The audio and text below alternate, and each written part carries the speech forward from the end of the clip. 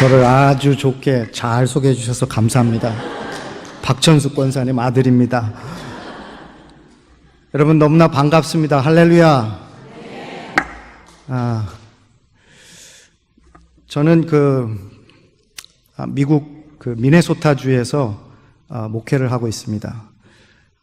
제가 미리 말씀드리고 싶은 것은 한국말로 설교를 잘 안 하기 때문에 저희 교인들은 전원이 다 미국 사람이고, 그래서 제가 혹시 설교를 하다가 이상한 단어를 쓰더라도, 한국말을 잘 못하더라도 좀 이해를 해 주시길 바랍니다. 오늘 찬양을 해 주신 우리 할렐루야 성가대 너무나 은혜스럽게 들었습니다. 우리 박수 한번 제가 우리 사여선교회 우리 회원님들 정말 오늘 감사합니다. 정말 헌신 예배를 잘 드리시고 또 헌신하시는 그런 귀한 기회가 되시기를 간절히 바랍니다. 박수 한번 쳐드립시다. 잠깐 기도하겠습니다. 말씀 듣기 전에 잠깐만 기도하겠습니다. 좋으신 아버지 하나님, 벅차고 기쁜 감동으로 이 자리에 주의 단에 섰습니다. 부족한 종이 하나님의 말씀을 증거할 때에 성령께서 친히 입술을 여서서 증거하여 주옵시고, 오로지 주님의 복음만이 선포되는 귀한 시간이 되게 하여 주옵소서. 감사하며 예수님의 이름으로 기도드렸습니다. 아멘. 여러분, 미네소타라는 지역을 잘 모르실 거예요. 제가 잠깐만 이야기를 하고 말씀을 증거하겠습니다. 미네소타 지역은 여러분 미국 지도를 딱 펴셔가지고 정 가운데를 찾아서 쭉 올라가다가 캐나다하고 국경이 있는 그 지역을 찾으면 거기가 미네소타입니다. 제가 저희 집사람 보고 항상 하는 이야기가 있어요. 당신 나를 잘 만나서 결혼 잘했다. 미국에도 이 정중앙에 미국에서 살게 해주고 얼마나 좋으냐, 내가 이런 얘기를 하는데, 겨울엔 좀 춥습니다. 좀 춥다는 얘기가 어느 정도 추운지 감이 안 오실 텐데, 1월 달에 한참 추울 때는 여기 셀시어스라고 그러는데, 여기 페런하이트이 아니고 셀시어스로 하면은 한 25도에서 30도, 영하 25도에서 30도 정도 돼요. 굉장히 춥죠. 그런데 이제 봄과 가을, 여름은 굉장히 좋습니다. 그리고 요즘에 참 느끼는 거는, 제가 이제 미네소타에 간 지 13년, 14년이 돼 가는데 날이 많이 따뜻해졌어요. 이게 글로벌 워밍을 제가 느낍니다. 날이 점점 더워지고 있다고 하는 거를. 겨울에 그렇게 추운 날이 예전에는 뭐 한 3, 4주 갔는데 이제는 며칠밖에 안 가요. 그래서 참 걱정이 많습니다. 미네소타는 뭘로 유명하느냐? 그것은 백인주예요. 거의 백인들이 많이 삽니다. 인구의 한 90% 이상이 아직도 백인이고, 유럽에서 바이킹이라 그래서 저기 노르웨이나 스웨덴에서 온 분들이 거기에 살아요. 그러니까 저희 교인들은 전부 다 저보다 다 키가 큽니다. 여자들도 막 이만하고, 다들 영화배우 같이 잘생겼어요. 그래서 미네소타의 이 아메리칸 풋볼 팀 이름이 바이킹스예요. 바이킹 후예들이 많이 와서 살기 때문에.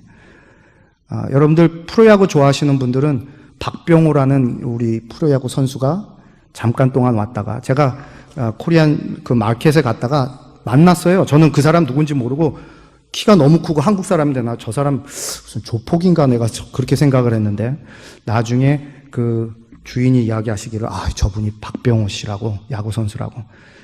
그런 데입니다. 자연 환경을 보면 꼭 춘천 같아요. 도 전체가. 도가 우리나라만 하거든요. 근데 춘천과 같습니다. 나무가 많고 호수가 한 10,000개 정도 되고, 그래서 굉장히 아름답습니다. 제가 있는 곳은 주도인 트윈시티라고 하는 그곳의 서벌번 지역에 백인 교회를 담임하고 있습니다. 제가 오늘 말씀을 준비하는데 우리 장로님께서 오늘 주일 오후 예배 오시는 분들은 열성분자들만 오신다 그래가지고 열성분자들에게 맞는 말씀을 준비해달라 그래서 어떻게 해야 열성분자들에게 맞는 말씀을 준비하나 고민을 상당히 많이 했습니다. 이 신약 성경에는요, 복음서들에 예수님께서 많은 비유를 말씀하셨잖아요. 근데 그 비유 숫자를 다 세보면 42개에서 46개의 비유가 총 기록되어 있습니다. 그리고 예수님께서 가르치신 이 가르치신 말씀 중에 약 3분의 1을 예수님께서는 비유로 말씀을 하셨습니다. 그래서 예수님의 말씀과 예수님의 가르침을 정확하게 이해하려고 하면 이 예수님의 비유를 반드시 공부를 해야 합니다. 예수님의 이 비유를 정확하게 아는 것, 이해하는 것이 바로 예수님께서 무엇을 말씀하시고자 했는가, 어떤 메시지를 전달하러 오셨는가 하는 것을 정확하게 이해할 수 있는 것입니다. 그런데 이 비유들을 대개 예수님께서 말씀하실 때 아주 중요한 주제를 말씀하실 때 꼭 이 비유를 사용하셨어요. 그게 뭐냐면 하나님 나라에 관한 비유, 하나님 나라에 관해서 설명하실 때 예수님께서 비유를 많이 사용하셨습니다. 여러분 잘 아시는 겨자씨 비유 있죠. 겨자씨, 조그만 겨자씨를 심으면 자라나서 나무가 돼서 거기에 새들이 와서 깃든다. 그것도 역시 하나님 나라, 천국에 대한 비유였습니다. 그때의 천국은 마치 등을 들고 신랑을 맞으러 나간 열 처녀와 같다 하리니, 열 처녀 비유, 그것도 역시 천국에 대한 비유입니다. 오늘 본문의 씨 뿌리는 자의 비유도 이런 천국의 비유 중에 하나입니다. 그런데 이 42개에서 46개 되는 비유 중에 어떤 것은 마태복음에만 기록되어 있고, 어떤 것은 마가복음에만 기록되어 있고, 어떤 것은 누가복음, 어떤 것은 요한복음, 이렇게 따로따로 기록이 되어 있는데, 이 씨 뿌리는 자의 비유는 공간복음 3개 복음서 모두에 기록된, 중요하니까 다 기록했겠죠. 그렇죠? 3개 복음서에 다 기록된 그런 비유입니다. 굉장히 중요한 비유다 하는 거죠. 여러분, 이 씨 뿌리는 자의 비유 다 잘 아실 거예요. 봄에 농부가 나가서 씨를 뿌리는데 어떤 씨앗은 길가에 떨어지고, 어떤 씨앗은 돌짝밭에 떨어지고, 어떤 씨앗은 가시떨기가 있는 밭에 떨어지고, 다 실패하고, 근데 어떤 씨앗, 좋은 땅에 떨어진 씨앗은 자라나서 100배, 60배, 30배의 열매를 거뒀다는 그런 말씀이죠. 여기 혹시 직업으로 농사 일을 하시는 분 한번 손 들어보세요. 아무도 없으시죠? 제가 아무도 없을 줄 알고 여쭤본 거예요. 저도 박천숙 권사님의 아들도 여의도에서 자라났습니다. 초등학교 10살 때 여의도로 이사 와서 여의도에서 중고등학교를 나오고 대학교를 감리교 신학대학을 가고 군대를 가고, 그래서 나이 30이 될 때까지 흙땅을 밟아본 적이 거의 없어요. 저는 흙길을 이렇게 걸어가면 무슨 큰일이 생기는 줄 알았어요. 거긴 벌레들만 사는 데고 들어가면 안 되고 그거 흙을 만지면 안 되는 건 줄로 알았습니다. 물론 군대 가서 이제 뭐 일을 하고 그러니까 이제 좀 그게 달라졌지만, 어쨌든 농사하고는 저는 아무 상관이 없어요. 제가 뭐 이 복음을, 이 비유를 골랐다고 해서, 임 목사가 미국에서 농사를 짓나 보다. 아니에요. 전 농사하고는 아무 관계가 없습니다. 제가 처음 이 농부를 직접 만나고 농부하고 대화를 나눠본 기회는, 제가 첫 목회지를 나갔을 때입니다. 1995년에. 그때 이제 저희 아버님이 중풍으로 많이 고생을 하셨었어요. 근데 이제 근데 대학원을 다니는데 목회지를 놓고 기도를 합니다. 하나님. 근데 제가 잘못 기도를 했어요. 뭐라고 기도했냐면, 하나님, 저에게 처음으로 저를 청빙하고 저를 부르는 곳에 저는 무조건 가겠습니다. 그랬어요. 올해 은퇴하시는 저 동부연의 어느 목사님께서 저를 소개를 해줬는데, 임 전도사, 좀 멀어. 전화가 왔어요. 그래서, 뭔데, 어디예요? 그랬더니, 울진이야. 그러더라고요. 그래서 가겠다 그랬어요. 제가 하나님께 약속을 했기 때문에, 기도 중에 약속했기 때문에. 그래서 울진으로 갑니다. 울진으로 갔는데, 가겠다고 얘기한 그 일주일 내에 어떤 다른 분이 전화해가지고, 아유, 충주에도 자리가 났는데 충주에 올래. 여주에 올래. 이거 가깝잖아요. 근데 내가 지금 같았으면 내가 하나님 죄송합니다 이렇게 얘기할 수 있을는지 모르겠는데, 그때만 하더라도 이 순진하고 순수해서 내가 하나님 앞에 기도했으니까 내가 울진에 갑니다. 그러고서 울진으로 내려갔어요. 근데 가는 날도 제가 간증을 다 하면은 여러분들 오늘 저녁을 여기서 드셔야 돼요. 그래서 내가 다 못하는데, 제가 가는 날, 토요일 날 이제 출발해야 되잖아요. 그래서 제 차에다가 짐을 바리바리 싣고, 제가 그때 총각이었으니까. 근데 그날 밤에 아버님께서 여의도 성모병원에 응급실에 가신 거예요. 뇌압이 차가지고. 정신은 있으신데 저를 보고 여기가 미국이라는 거예요. 여기가 대전이라고. 근데 이제 목회를 나가야지 되잖아요. 토요일 날 가서 지금 이제 교인들 내일 설교를 해야 되는데. 근데 고속도로를 이제 영동 고속도로를 타고 쭉 가면서 얼마나 울었는지 몰라요. 왜 하나님, 제가 중학교 1학년 때 내가 서원을 해서 내가 목회를 이제 처음 나가는데 왜 이런 날 아버님 생사를 모르고 지금 운전해 갖고 가는 거예요. 요즘이야 셀폰 요만한 거 있죠. 옛날에는요, 그때 여러분들 다 아시잖아요. 막 벽돌만한 거 이따만한 거 있잖아요. 그것도 없었어요. 그러니까 고속도로에서 전화를 할 때가 있나? 울진이 얼마나 그때 멀었냐면요, 강릉 대관령 위에 딱 서면 그게 반온 거예요. 그러니까 가도 끝이 없더라고. 7시간을 가야 도착을 합니다. 그래서 도착한 첫날 가니까 교회 마당에 집사님들하고 교회 여선교회, 사여선교회 회장님께서 거기서 딱 기다리고 계시더라고요. 그래가지고 저녁을 와서 먹으래요. 그래서 갔어요. 저녁을 먹으러 들어갔는데, 저녁을 먹고 이제 간단하게 예배를 드리고 이제 전도사님이 새로 오셨다고 그러니까 교인들 얼마 없죠. 근데 눈치가 이상해요. 왜 눈치가 이상한가 그랬더니 쭈뼛쭈뼛 그랬는데, 제가 말씀을 하시라고. 이제 처음 본 거예요. 토요일 날. 이제 내일 첫 주일인데. 전도사님, 제가 이런 말씀 드리긴 그렇지만 저희 집에 소가 아파요. 그래. 무슨 말이냐면은, 소가 메어놓는 이거 있잖아요. 곶뿌레라 그러나? 이거 뭐라 그러나? 하여튼 그걸 먹은 거예요. 저는 그거를 먹을 수 있다는 걸 처음 알았어요. 소가 그걸 안 먹는데 그걸 먹었대요. 그래가지고 소화가 안 돼가지고 그 밧줄이 그렇게 굵은 밧줄이 들어갔으니 이 소가 견뎌냅니까? 근데 시골에서는요, 그 소가 재산이에요. 그렇잖아요. 그 송아지를 키우고 그래서 이제 자녀들 공부를 시키고 이렇게 하는 건데, 그 소가 아프다는 거예요. 그래서 내가 어떻게 해? 밥 먹고선 가서 머리에다 손을 얹고 기도해 줬어요. 그래서 저는 제가 처음 목회 나가서 처음 기도해 주고 안수해 준 게 소예요. 그 소 이름도 몰라. 나중에는 그 소가 죽었어요. 한 일주일, 2주일 있다가 죽었는데, 그래서 이제 마을에 잔치를 했죠. 그걸 잡아다가 잔치를 했는데, 어쨌든 잔치를 했어요. 근데, 그리고 이제 집에 딱 들어갔더니 사택이라고 들어갔어요. 밤에 왔는데 전등이 어디 있는지를 알아요. 아무것도 몰라요. 이 사택이 얼마나 하냐면 한 원룸만 합니다. 근데 이게 뭘로 지었냐면 흙으로 지은 거예요.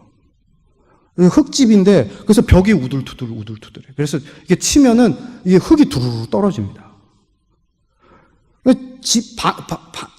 방이 원룸보다도 작아요. 굉장히 조그매요. 화장실은 바깥에 있는데, 화장실이 정말 기가 막혀요. 왜, 어떻게 생겼냐면, 그 공사판에서 이렇게 집 나를 때 이렇게 널빤지 같은 거 있잖아요. 중간에 이렇게 칸막이 되는. 그거를 3개를 세워놓고, 위에다가 이렇게 슬레이트를 얹어놓고, 타일을 얹어놓고, 그게 화장실인 거예요.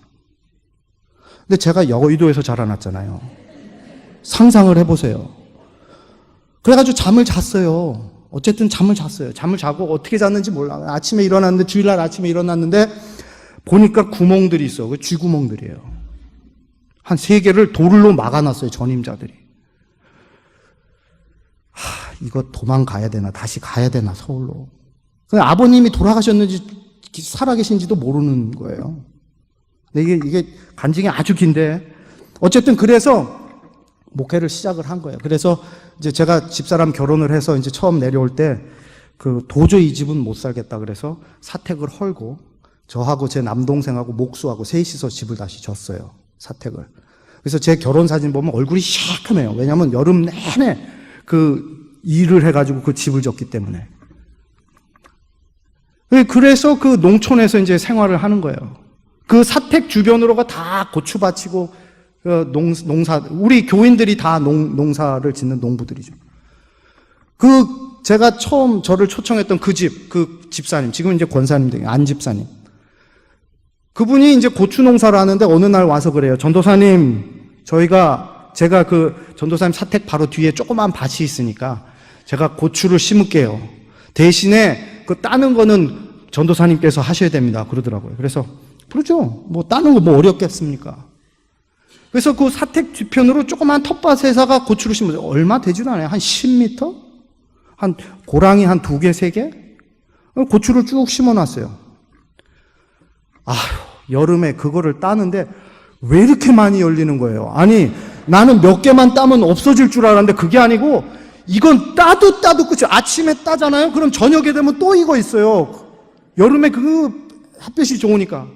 그럼 그걸 또 따고 아니, 수도 없이 그 고추를 따는 거예요. 그래서, 요 조그만 밭에서 나는 고추를 따는 것도 이렇게 힘든데, 그래서 제가 하루는, 이거 언제 비가 왕창 와가지고 이게 없어지질 않나. 별 생각을 다 하는 거예요. 왜냐면 그거 너무 힘드니까. 저 밭에, 그 큰 밭에 나가서 일을 하는, 하루 종일 떼약볕 밑에서 일하는 저분은 어떨까? 이런 생각을 했습니다.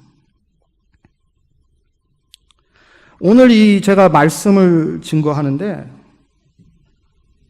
여러분들 성경에 보면 제목이 붙어 있죠. 여러분들 성경에 아마 그 제목이 붙어 있는 거 아마 그렇게 붙어 있을 거예요. 4가지 밭에 뿌려진 씨의 비유.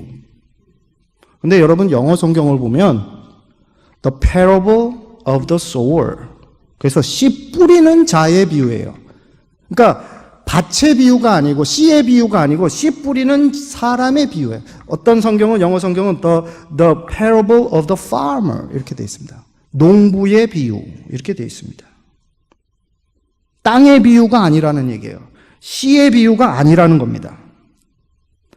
예수님의 해설이 붙어 있죠? 예수님께서 해주신 해석의 말씀이 붙어 있어요, 뒤에.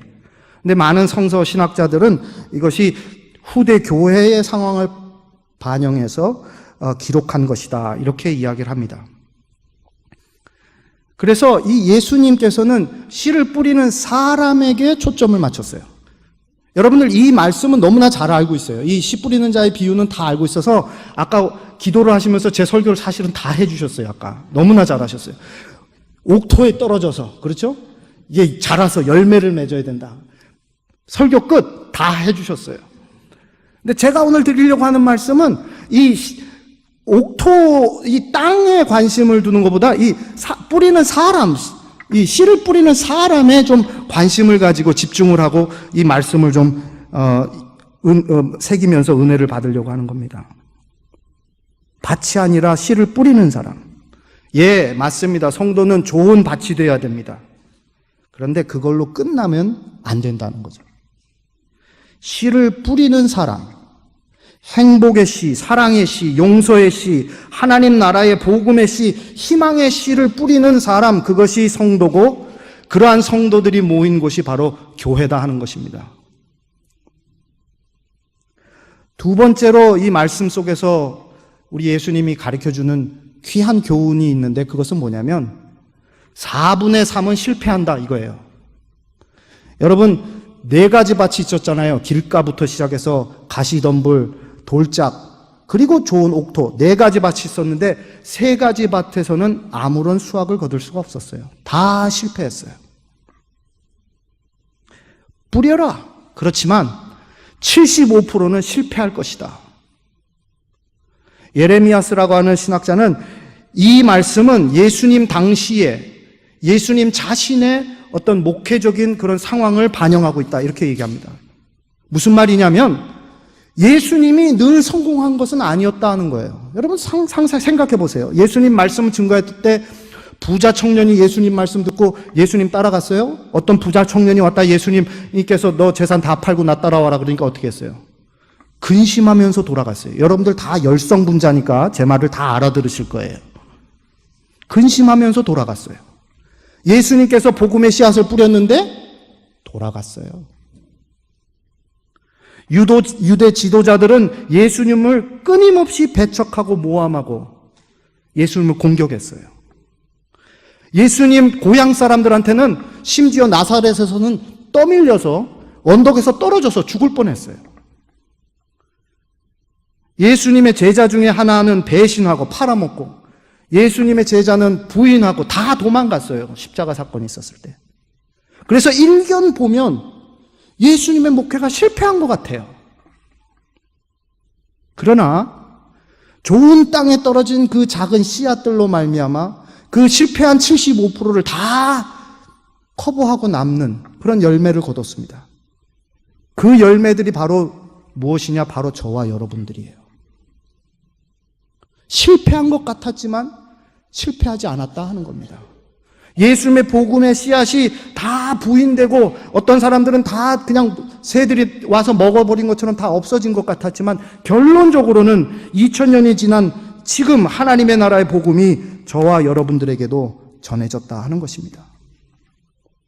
그래서 4분의 3이 실패하더라도 용기를 잃지 말고 좌절하지 말고 하나님 나라의 복음의 씨앗을 뿌려라. 그것이 예수님의 말씀인 것입니다. 여러분, 오늘 아침에도 우리 최성원 목사님께서 좋은 말씀을 증거해 주시면서 미국이나 이 한국교회 이 위기 상황에 대해서 말씀을 해 주셨어요. 젊은이들이 떠나가고 미국도 마찬가지예요. 저 UMC에 1100만의 UMC 교인들이 있습니다. 근데 4년에 한 번씩 제너럴 컨퍼런스를 하는데 4년에 한 번씩 제너럴 컨퍼런스 할 때 통계적으로 보면 한 연회에 해당하는 교인 수들이 없어지고 있어요. 그만큼 심각합니다. 교인들이 줄어들고 젊은이들이 교회를 떠나가고, 그러나 예수님께서 오늘 이 씨 뿌리는 자의 비유를 통해서 우리에게 주는 말씀은 75% 실패하는 거 괴념치 말고 계속해서 복음의 씨를 뿌려라 하는 것입니다. 아멘. 그리고 좌절하고 실망하는 이 복음 전도자들에게 용기를 주시는 거예요. 예수님께서. 4분의 3은 실패하니까 그거 자꾸 신경 쓰지 말고 옥토에 떨어지는 이 씨앗을 생각하면서 복음의 씨를 뿌려라. 계속해서 예수님께서 용기를 주시고 계십니다. 여러분, 제가 그 강릉중앙교회에서도 목회를 하고 지금 미국 교회에서도 목회를 하는데 사람 사는 데는 다 똑같아요. 제가 보니까. 결론은 그거예요. 근데 이런 분들이 있어요. 강릉중앙에서도 제가 잠깐 동안 교육 목사를 했는데 우리 강릉중앙교회 그 당시에 그 유초등부 어린아이들 다 합하면 한 300명 됐습니다. 예산이 굉장히 커요. 어마어마해요. 근데 그 교육부를 담당하는 교사들 혹은 장로님들 뭐 다는 그런 건 아니지만 어떤 분들이 있냐면 이 예산을 절약해야 한다는 신념으로 사시는 분들이 있어요. 그리고 교회 예산을 쓰면 그걸 낭비라고 생각을 하는 분들이 있어요. 그래서 어떻게든 교회의 예산을 절약하고. 물론 교회 예산을 절약해야 하는 거는 맞죠. 근데 아주 시시콜콜한 작은 것까지, 그런 거는 그렇게 쓰면 안 돼. 교회 돈 낭비하는. 그러면 대본에 그렇게 계획을 했던 다른 선생님들이나 전도사님들은 교회의 재산을 낭비하는 사람이 돼버리는 거예요. 근데 제가 무슨 말씀을 드리려고 하냐면, 여러분, 유초등부 혹은 주일학교 부흥을 하려면 여러분 투자를 해야 됩니다. 근데 그 투자를 할 때 75% 실패할 걸 생각하고 하셔야 돼요. 그거 자꾸 그 75%, 4분의 3, 그거 실패할 거 그것만 전전긍긍해서 아이고 이거 낭비되면 절대로 그런 목회가 성공할 수가 없습니다. 여러분, 이 비유 말씀 중에 우리가 흔히 이게 지나가는 우리가 관심을 안 가지는 그런 부분이 하나 있어요. 그게 어디냐면은 새가 와서 먹어버렸다는 거 있잖아요. 그거 끝났구나, 날아갔구나. 여러분 한번 잘 생각해 보세요. 이 1세기 그 유대교에서는 이 새는 주로 이방인들을 상징합니다. 여러분 그 비유 아시죠? 겨자씨 비유. 겨자씨 나무가 자라나서 큰 나무가 되면 공중에 새들이 와서 거기에 깃든다 그러죠. 그 공중의 새들이 뭐냐면 바로 이방인, 이 큰 나무는 교회를 이야기하는 겁니다. 그런데 이 복음, 오늘 이 비유의 말씀 속에서도 새가 와서 먹는다. 그럼 우리는 끝난 건 줄 아는데 여러분, 새들이 그냥 그 씨를 다 소화해버립니까? 씨 소화를 못해요. 그래가지고 걸음과 함께 휙 하고 떨어집니다. 그래서 우리는 그것이 끝났다고 생각하지만 어디를 날아가다가 그거를 배변 활동을 해서 그게 씨앗이 떨어져서 거기다 거름까지 있잖아요, 같이. 자라가지고 그게 열매 맺을는지 모르는 거예요. 여러분, 그거 생각 한 번도 안 해보셨죠? 미국에서는 새들이 많이 날아다녀가지고 절대로 이렇게 모자를 꼭 쓰고 다녀야 돼요. 왜냐하면 차 운전하다가도 위에서 이렇게 툭 떨어집니다. 그러니까 조심해야 돼요. 새들이 씨앗을 뿌려준단 말이에요.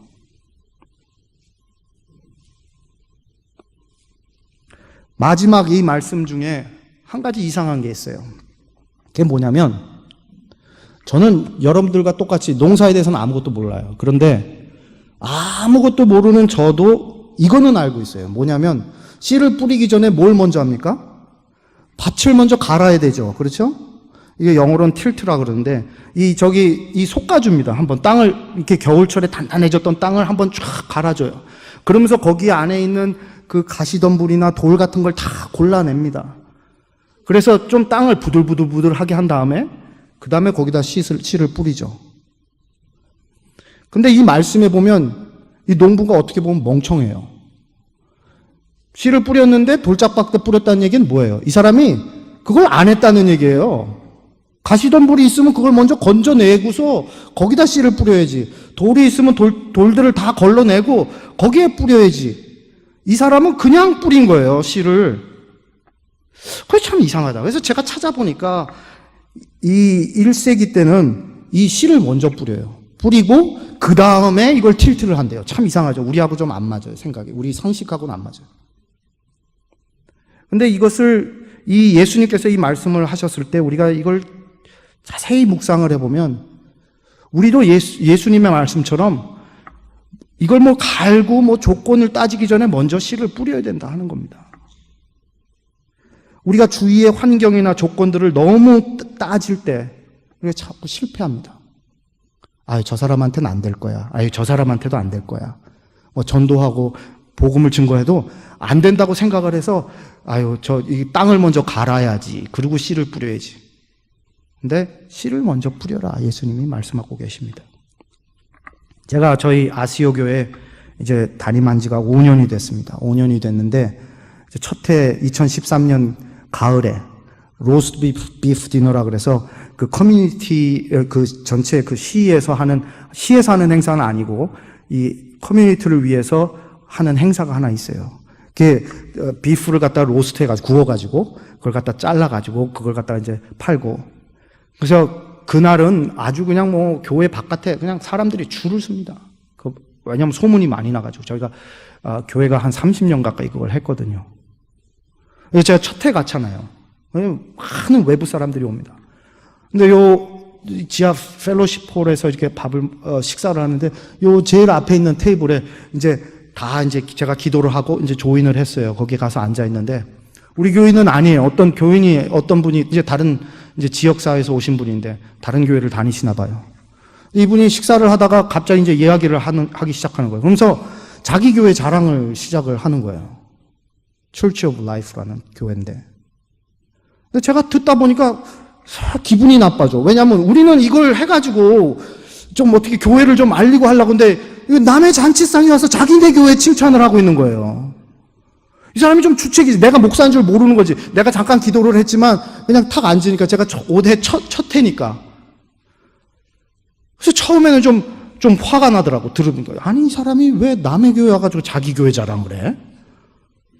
근데 제가 이야기를 가만히 듣다 보니까 이 사람은 무슨 얘기를 하는 거냐면 자기가 예수를 믿으면서 자기의 삶이 얼마나 달라졌고 자기가 얼마나 행복해졌는지 자기 교회가 얼마나 자랑스러운지를 이야기를 하는 거예요. 정말 진실되게 이야기를 하는 거예요. 제가 그 얘기를 가만히 들으면서 야, 저 사람이 눈치 없는 사람은 맞다. 남의 교회 와서 자기 자랑하니까 그거 눈치 없잖아요.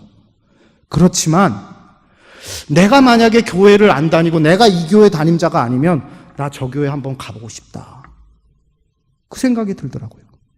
제가 무슨 말씀을 드리냐면 너무 외부 조건을 따집니다. 요즘에 뭐 저 사람은 어떻고 뭐 사회에서는 어떻고. 그런데 우리가 때를 만나든지 못 만나든지 이 복음의 씨앗을 전하고 씨앗을 뿌려야 된다 하는 겁니다.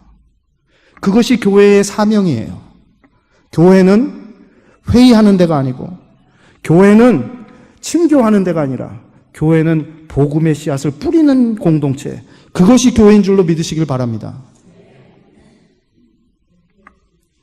오늘 제가 아침에 말씀을 들으면서 우리 아현중앙교회 제 본교회인데 제가 굉장히 가슴이 뿌듯하고 기뻤던 순간이 있었어요. 그게 어떤 말씀이었냐면 토요일 날 어저께인가요? 그 도시락 배달하는 이야기를 들었습니다.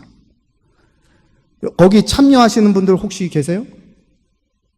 여기 앉아 계신, 그래요. 우리 한번 박수 한번 쳐줍시다. 토요일 날 참 얼마나 그게 그 귀한 시간을 내서 하는 건데. 제가 왜 이 말씀을 드리냐면 복음 씨앗을 뿌리는 거가 방법이 여러 가지가 있어요. 예전에는 복음 씨앗 하면 나가서 전도하고 문 두들겨서 교회 나오세요 이건 줄 알았어요. 그리고 옛날 80년대 90년대 모델은 복음을 전도해서 그 사람이 교회 와서 등록해가지고 그 다음에 이 사람을 가르칩니다. 뭐 성경 공부도 시키고 뭐 새가족반도 시키고 제사 여선교회도 오라 그래가지고 시키고 그걸 해서 이 사람을 키워서 그 다음에 이 사람이 나가서 복음을 증거하고 예수님의 제자가, 이것이 모델이었어요. 80년대 90년대. 근데 요즘은 미국에 그렇게 안 합니다. 먼저 지역사회를 위해서 봉사합니다.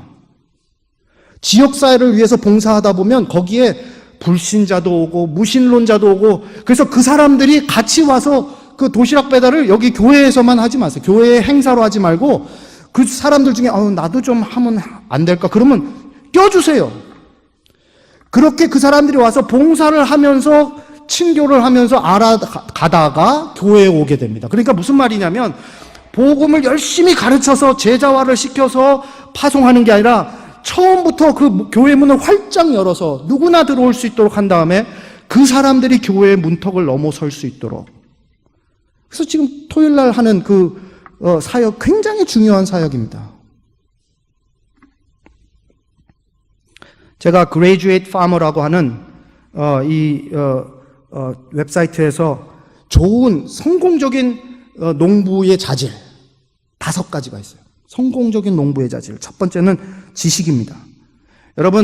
여러분들이 좋은 농부가 되려면, 씨 뿌리는 자가 되려면 복음의 그 씨에 대해서 잘 알아야 됩니다. 자기가 잘 알지 못하는데 어떻게 뿌리겠어요? 여러분, 저기 세일스맨 한번 보세요. 자기가 파는 제품에 대해서 다 알고 있어요. 얼마나 설득을 잘하는지 모릅니다. 그렇죠? 보험 하나 들으려고 보세요. 물어보면 다 알아. 우리는 누구냐? 복음을 파는 사람들이에요. 우리도 어떤 면에서 보면 세일즈맨이에요. 우리가 복음을 잘 포장해가지고 저 사람들이 잘 살 수 있도록, 예수 그리스도의 복음을 잘 살 수 있도록 우리가 이 복음에 대해서 잘 알아야 됩니다. 연구를 해야 돼요. 수요 성서 연구. 우리 한국교회 중에 저희 어머니가 말씀하신데 연초에 성경 통독 일주일간에 쫙 읽는 거. 야, 대단하다. 그거 해야 됩니다. 자기가 아는 이 씨앗을 잘 알아야 그걸 뭐 뿌리든 말든 할 거 아니에요. 그래서 지식이 중요하다 하는 겁니다. 두 번째로 성공적인 농부는 열정이 있다. 열정이 없는 사람은 농사일을 할 수가 없어요. 세 번째로는 문제를 해결할 수 있는 능력. 문제를 잘 해결할 줄 알아야 합니다. 네 번째 참 중요한데 이게 뭐냐면 마케팅이라는 겁니다. 마케팅. 농부가 그냥 씨만 뿌려서 농사 짓는 게 아니에요. 요즘에는 그걸 잘 파는 그런 것까지도 인터넷에 홍보도 잘하고 내가 기른 이 농작물이 얼마나 몸을 건강하게 하고 사여성교회 회원들을 얼마나 건강하게 만드는지 그걸 잘 설명을 해야 됩니다.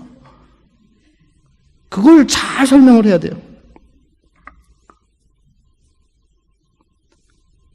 그리고 마지막으로 농부의 가장 기본적인 품성, 중요한 품성은 인내입니다. perseverance. 여러분, 농부들은 제가 울진에서 보니까 폭풍우가 몰아치잖아요. 그래도 나와서 일합니다. 아이고, 저거 다 망가지면 어쩌나 걱정만 하고 있잖아요. 나와서 그것을 고치고, 그리고 끝까지 노력합니다. 농부들은요, 겨울에도 가을에 추수할 걸 먼저 계획을 합니다. 여름에 뜨거운 때약빛에서도 일을 합니다. 이런 인내가 있을 때 열매를 맺을 수 있는 겁니다. 여러분들, 이러한 좋은 농부들이 다 되시기를 바랍니다. 그렇다고 제가 여러분들 다 그만두고 농사 지으러 가라는 얘기가 아니고, 복음의 농부들이 되자. 한번 따라 합시다. 복음의 농부들이 되자. 아멘. 이 농부들이 아직 봄도 오지 않은 겨울 끝자락에 추수의 소망을 가지고 옵니다.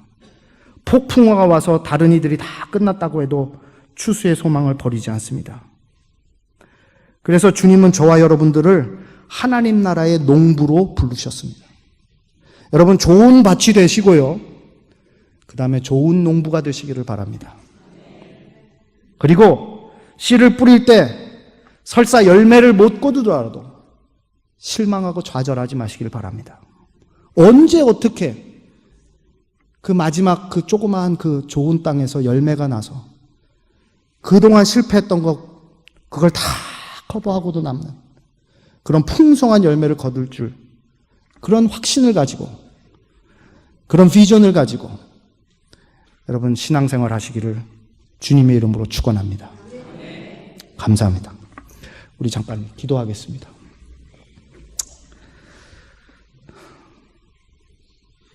주님, 이 시간 말씀을 통하여 저희가 주님 나라의, 하나님 나라의 농부로 부름을 받았다고 하는 말씀을 들었습니다.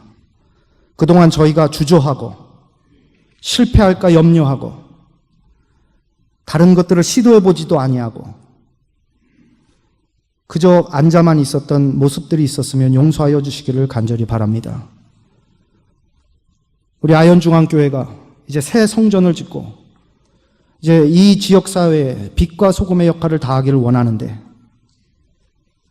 이 21세기에 이 한국 이런 새로운 시대에도 계속해서 하나님 나라의 복음의 씨앗을 뿌릴 수 있는 귀한 농부들의 교회가 될 수 있도록 축복하여 주옵소서.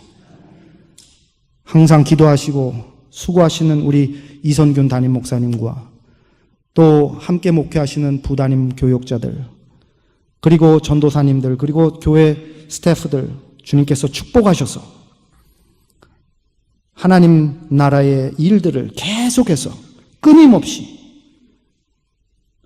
인내와 용기를 가지고 계속해서 나가서 마침내는 추수의 결실을 볼 수 있는 풍성한 열매를 거두는 주님의 귀한 축복받은 교회가 될 수 있도록 역사하여 주옵소서. 감사하며 예수님의 이름으로 간절히 기도드렸습니다. 아멘.